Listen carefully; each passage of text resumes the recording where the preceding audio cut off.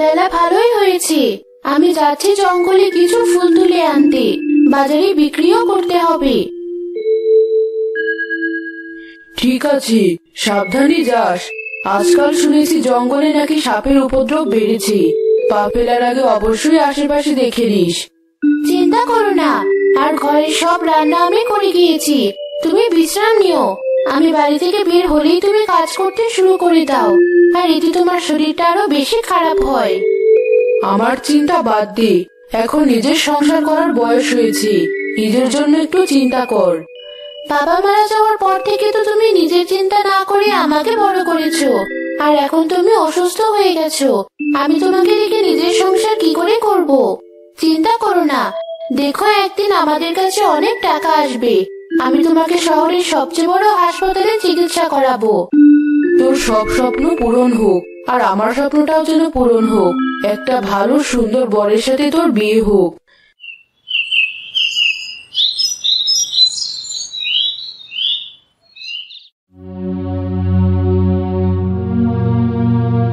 আরে সোনিয়া নাকি? কোথায় যাচ্ছিস? এখনো জঙ্গল থেকে ফুল বিক্রি করে দিন চলে নাকি? কি আর করার আছে, ভালো চাকরি তো পাই না, পড়ালেখাও তো শেষ করতে পারিনি। বাবা মারা গেল, হয়তো পড়ালেখা শেষ করলে ভালো কোনো চাকরি করতে পারতাম। বুঝতে পেরেছি। আমাকে দেখ, আমি বিয়ে করেছি গ্রামের ধনী এক ব্যবসায়ীকে। আমাকে তো আর কষ্টই করতে হয় না। ছোটবেলা থেকেই তোকে দেখে আসছি পড়ালেখায় সবসময় আমার থেকে এগিয়েছিলি। এবার দেখ কি এগিয়ে গেল জীবন যুদ্ধে। এভাবে বলছিস কেন? আমি কখনো তোকে ওভাবে চিন্তা করে দেখিনি। তোকে আমার বান্ধবী মনে করেছি, কিন্তু তুই আজকে আমাকে এভাবেই কথাগুলো বলে ভালো করলি না। আমার খুবই কষ্ট লাগলো। তোর কষ্ট লাগলে আমার কি? এখন কি আর আমি তোকে বন্ধু ভাববো? আমার বন্ধুর অভাব পড়েছে? গেলাম আমি। আজ আবার বাজারে যাব, নতুন কয়েকটা শাড়ি এসেছে, সেসব শাড়ি দেখতে।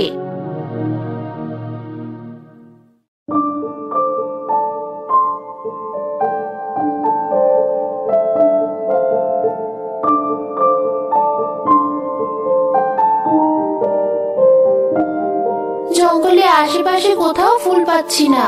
আরো গভীরে গিয়ে হয়তো দেখতে হবে কোনো ফুল আছে কিনা।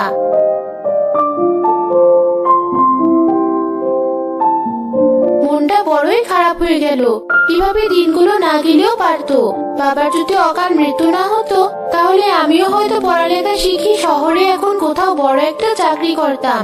এভাবে ফুল বিক্রি করতে হতো না। তবে যাই হোক, মাকে দেখাশোনা করে রাখতে হবে। এসব মানুষজনের কথায় কান দিলে হবে না।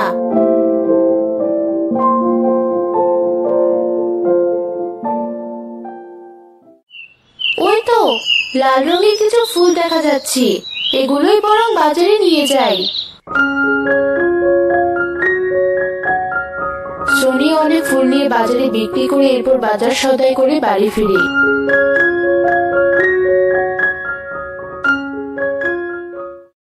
মা, আমি বাড়ি ফিরে এসেছি, ওষুধও কিনে এনেছি। ডাক্তার সাহেব বলেছে এগুলো খেলে নাকি তোমার অবস্থা আগে থেকে একটু ভালো হবে। শুধু শুধু কেন আমার ওষুধের উপর টাকা খরচ করিস? এসব করে তো কোনো লাভ হবে না। তুই টাকা জমা, নিজের জন্য কিছু গহনাগাটি বানা। কত করে বলি, তুই আমার কথাই বুঝতে চাস না। হয়েছে, এখন আর বেশি কথা বলো না। উঠে এসো, আমি রাতের খাবার রান্না করব, একসাথে খাবার খেয়ে নেব।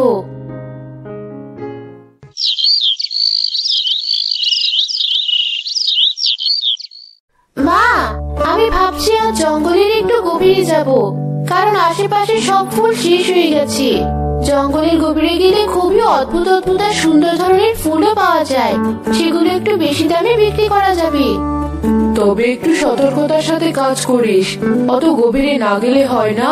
যে ক টাকা হয় তাতে তো ঘর সংসার চলেই যাচ্ছে। না মা, আমি তো টাকা জমাচ্ছি, শহরে নিয়ে যেতে হবে তোমাকে। ডাক্তার সাহেব বলেছে কয়েক মাসের মধ্যে তোমাকে শহরে না নিয়ে গেলে তোমার অবস্থা আরো খারাপ হবে। এটা তো আমি হতে দিতে পারি না।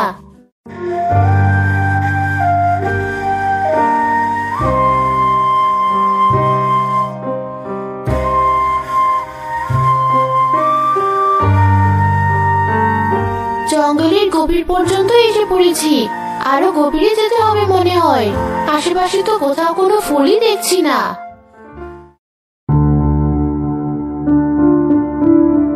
কোন রাস্তায় যাব আমি? এখানে তো 3 রাস্তার মোড়। আমার দিকে এসো। আমার দিকে গেলে তুমি অনেক সোনা দানা পাবে।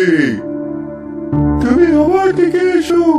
আমার দিকে গেলে তুমি অনেক হীরা পাবে, আর নিচে অনেক বেশি সুন্দরী হয়ে যাবে। এ কোথায় এলাম আমি? রাস্তারাও আবার আমাকে ডাকছি। ভারী অদ্ভুত জায়গা তো। তুমি এদের কথা বাদ দাও, এদিকে এসো। এক বুড়ি মহিলা খুবই অসুস্থ, 2 দিন ধরে পানি না খেয়ে তৃষ্ণার্ত। তাকে একটু পানি খেয়ে জীবন বাঁচাতে সাহায্য করো। যদি তুমি ওই রাস্তায় যাও তাহলে আমার রাস্তায় কিন্তু আসতে পারবে না। তোমাকে যে কোনো একটা রাস্তা বেছে নিতে হবে। আমাকেই বেছে নাও। তুমি নিজে সুন্দরী হতে চাও না? স্বর্ণের থেকে বেশি দামি হীরা আমার রাস্তায় এসবে। আমার খুবই টাকার প্রয়োজন, তবে এই রাস্তায় গেলে একজন তৃষ্ণার্ত মানুষকে পানি খাওয়াতে পারবো। আর আমি না গেলে হয়তো সে পানির অভাবে মারা যাবে। এজন্য আমি এই রাস্তায় বেছে নিব। আগেও যেমন কষ্ট করছিলাম, এখনো না হয় কষ্ট করব, তবে চোখের সামনে এভাবে কাউকে মরতে দিতে পারবো না।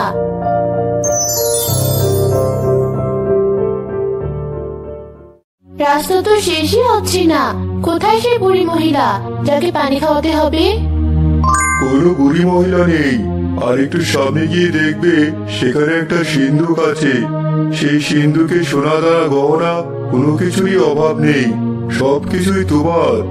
এগুলো নিয়ে বাড়ি চলে যাও। কি বলছো?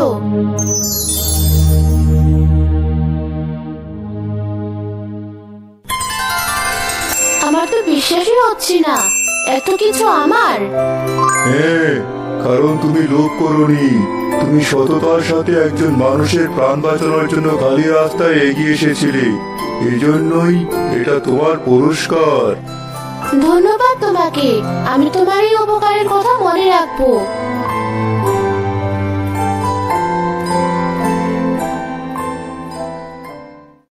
মা দেখো, আমি কি নিয়ে এসেছি। তুই আজ তো তাড়াতাড়ি বাড়ি ফিরে এলি যে? পুরো 1 সিন্ধুক ভর্তি গহনা আর মূল্যবান রত্ন এনেছি। এখন আর আমাদের কোনো কিছুরই অভাব থাকবে না। আমি এক্ষুনি কিছু স্বর্ণ বাজারে বিক্রি করে আসছি। তোমাকে নিয়ে কয়েকদিনের মধ্যে শহরে যাব। তোমার চিকিৎসা করাতে হবে। কি করে পেলি এসব? সোনিয়া তার মাকে সবকিছু খুলে বলে। ভারী চমৎকার বিষয়। তবে তুই সবসময় সততার সাথে কাজ করিস, এজন্যই হয়তো ওপরওয়ালা খুশি হয়ে তোকে এসব কিছু দিয়েছে। সোনিয়া তার মাকে চিকিৎসা করানোর জন্য শহরে নিয়ে যায়। কয়েক মাসের মধ্যেই সোনিয়া সেই সিন্ধুক থেকে মূল্যবান গহনা সোনাদানা বিক্রি করে নিজে এক বিশাল বড় বাড়ি বানায়। তার আর কোনো কষ্টই থাকে না।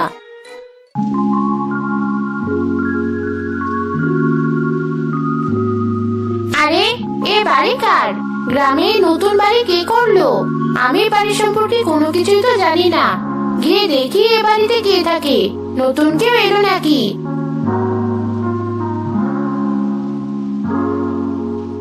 বাড়িতে কেউ আছে?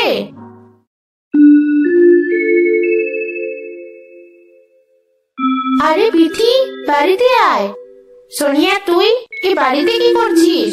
নতুন কাজে যোগ দিয়েছিস নাকি? আরে না, আমি কাজে যোগ দেবো কেন? আমি তো এই বাড়ির মালিক। ভেতরে আয়, দেখেছ আমাদের নতুন বাড়ি। কি বলছিস তুই? নতুন বাড়ি কি করে হলো? তোকে তো সেদিনও দেখলাম ফুল বিক্রি করতে। ফুল বিক্রি করে এত টাকা পেয়ে গেলি যে নতুন এক বিশাল বড় বাড়ি বানিয়ে ফেলেছিস। আমার স্বামী এত বড় লোক, কারো তো এত বড় বাড়ি নেই। বল কি করেছিস? তেমন কিছুই করিনি। আমার সততা দেখে 3 রাস্তার মোড় আমাকে পুরস্কার দিয়েছে। 3 রাস্তার মোড়? সততার পুরস্কার? কি বলছিস? একটু খুলে বল। আমি তো তোর বান্ধবী স্কুল থেকে। তোর সবচেয়ে ভালো বান্ধবীকে এই কথাটা বলবি না? সোনিয়া ছিল খুবই সহজ সরল মনের মানুষ। এজন্য সে বিথির এই মিষ্টি কথায় ভুলে যায় এবং তাকে 3 রাস্তার মোড় সম্পর্কে সবকিছু খুলে বলে। শুনলি তো সব? এবার ভিতরে আয়, আমার মাকে দেখে যা। সে এখন সুস্থ হয়ে গেছে। না, অন্য একদিন আসবো। এখন তাহলে গেলাম। বিথি একটু সময় দেরি না করে জঙ্গলের দিকে হাঁটতে থাকে। আমি থাকতে সোনিয়া আমার থেকে আরো বেশি ধনী হবে? সম্ভবই নয়। আমিও যাব 3 রাস্তার মোড়ে, আর সেখানে গিয়ে আমি এর থেকেও বড় বড় গহনা আর মূল্যবান জিনিসপত্রের সিন্ধুক নিয়ে আসবো। দেখি এরপর কে ধনী হয়।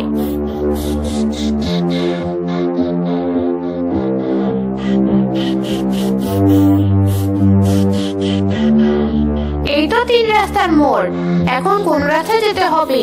কোন রাস্তায় গেলে আমি সেই হীরা দানা স্বর্ণের সিন্ধুক পাবো? আমার রাস্তায় এসো, তাহলে তুমি অনেক সোনা দানা পাবে। মেয়ে, তুমি ওই রাস্তা বাদ দিয়ে আমার রাস্তায় এসো, আমি তোমাকে আরো সুন্দরী করে দেব, আর অনেক হীরা মুক্তা পাবে। মেয়ে, এদের কথায় কান দিও না, তুমি আমার রাস্তায় এসো। এক বুড়ি মহিলা তৃষ্ণার্ত অবস্থায় আছে, তাকে বাঁচাতে হবে। আরে রাখো তোমার তৃষ্ণার্ত মহিলাকে বাঁচানোর কথা। আমি তো এই মাঝের রাস্তা বেছে নেব, কারণ এখানে গেলে আমি হিরে পাবো। স্বর্ণের থেকে তো হিরে অনেক দামি।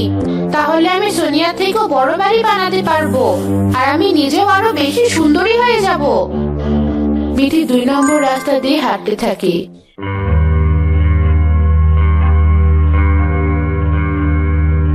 কই, কোনো হিরে মুক্তারি তো দেখা পাচ্ছি না। সিন্ধুক কোথায়?